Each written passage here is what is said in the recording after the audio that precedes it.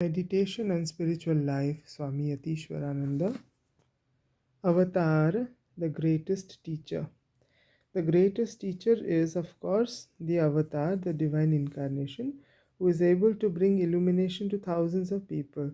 Swami Vivekananda used to say that Avatara is a Kapala Mochana, one who can alter the destiny of people, one who can wipe out what is written on their foreheads, that is, their karma. No ordinary teacher has the power of transformation. Jesus had the power to bring divine light to those simple fishermen who attained illumination at his touch.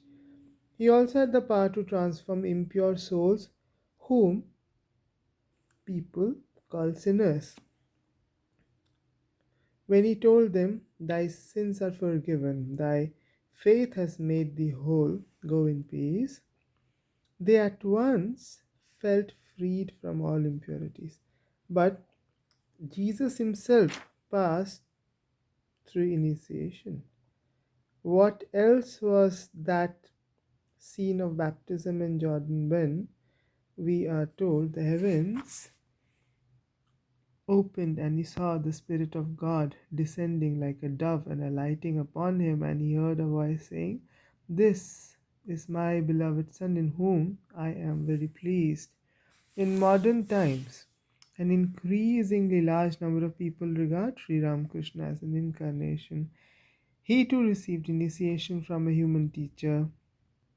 We are told that before he took up his work as a priest in the Kali temple, he was initiated by a tantric teacher by name Kenaram Bhattacharya of Calcutta. When the teacher uttered the mantra in his ears, Ramakrishna gave a loud shout and was absorbed in ecstasy. The teacher said he had instructed many disciples but had never encountered anyone like Ramakrishna. The master, in his turn, initiated his great disciple Narendranath with the name of Rama, and the young man's spiritual emotions were stirred to great heights. For several hours he was absorbed in a state of ecstasy. Later on, this disciple in turn became a dynamo of spirituality, Swami Vivekananda. In 1892, the year before Vivekananda went to America, an agnostic professor in one of the colleges of Madras argued with him regarding the truths of religion. Vivekananda just touched him, and the doubter was instantly transformed. Later on, this man renounced the world and lived and died a saint. Sri Ramakrishna had the power to raise others to great heights of higher consciousness by transmitting spiritual energy, even by a mere look or wish. Swami Shivananda Mahapurush Maharaj has narrated his own experience as follows. One day, I was meditating when the Master came near me. No sooner had he glanced at me than I burst into tears. He stood still without uttering a word. A sort of creeping sensation passed through me and I began to tremble all over. The Master congratulated me on attaining that state.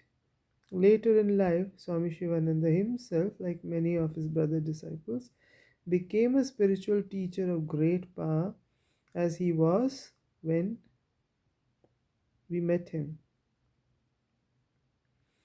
This power manifested itself in him all the more when he became the head of the order. About the year 1923, a spiritual seeker from Sindh came to the Swami for initiation. The devotee had received a mantra in a dream, but as he could not understand its significance, his mind had become restless. Mahapurush Maharaj took him to the shrine room, initiated in him, and asked him to meditate for a time.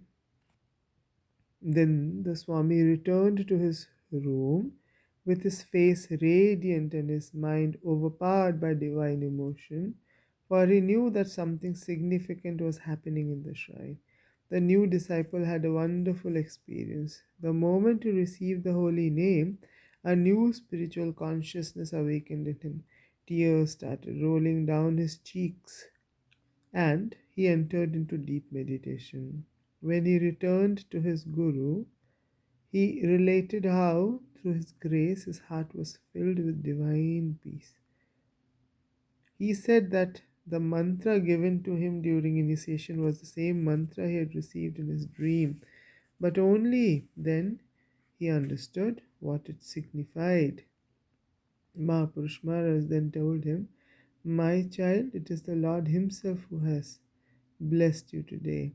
He alone can show mercy to others. We are only instruments in His hands.